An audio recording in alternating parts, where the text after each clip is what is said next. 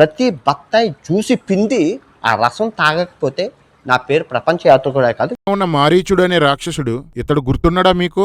విశ్వామిత్రుడు యజ్ఞాన్ని కాపాడడానికి రాముడు వెళ్ళినప్పుడు రాముడు బాణం వేస్తే 1200 కిలోమీటర్లు ఎగిరి పడతాడు కదా, ఆ మారీచుడు అన్నమాట. మారీచుడు రావణుడితో సీతనెత్తుకుపోతే రాముడితో యుద్ధం తప్పదు అని హెచ్చరిస్తాడు. కాని శూర్పణఖ సీత అందాన్ని పొగుడుతూ ఆమెను పొందుకోమని రాముణ్ణి చంపమని రావణుడిని ప్రేరేపిస్తుంది. రావణుడు మారీచుని దగ్గరికి వెళ్లి సీతను అపహరించడంలో సహాయం చెయ్యకపోతే చంపేస్తానని బెదిరిస్తాడు. మారీచుడు రావణుడు చెప్పినట్లుగా బంగారు లేడి రూపంలో మారడానికి ఒప్పుకుంటాడు. నీలం కొమ్ములు, తెలుపు నలుపు రంగులు గల ముఖం, నీలపు చెవులు, తెల్లని కడుపు, నెమలివన్నె శరీరం, రంగురంగుల తోకతో ఉన్న లేడిగా మారి ఆశ్రమం ముందు తిరుగుతూ ఉంటాడు. సీత చూసి ఆశ్చర్యపోయింది. రామలక్ష్మణుల్ని పిలిచి చూపిస్తే లక్ష్మణుడు, అన్నా ఇది లేడి కాదు, మారీచుడే ఇలా వచ్చాడని చెప్తాడు. రే మాడా, మారీచుడు బ్రతుకున్నాడో చచ్చిపోయాడో కూడా లక్ష్మణుడికి తెలీదు.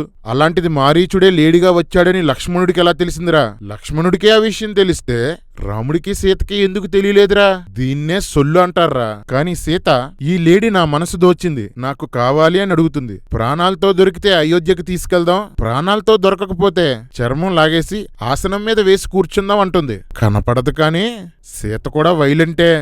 లక్ష్మణుడు ఎంత వద్దని చెప్పినా సీత ఎంత ఆశపడిందో చూడు. ఆ మృగం ఎంత అందంగా ఉందో చూడు.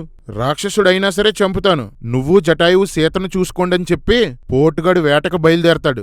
ఎర్రి రాముడంటి ఓణ్ణి కాదులే, నేను ఎర్రి రాముడంటి ఓణ్ణి కాదులే.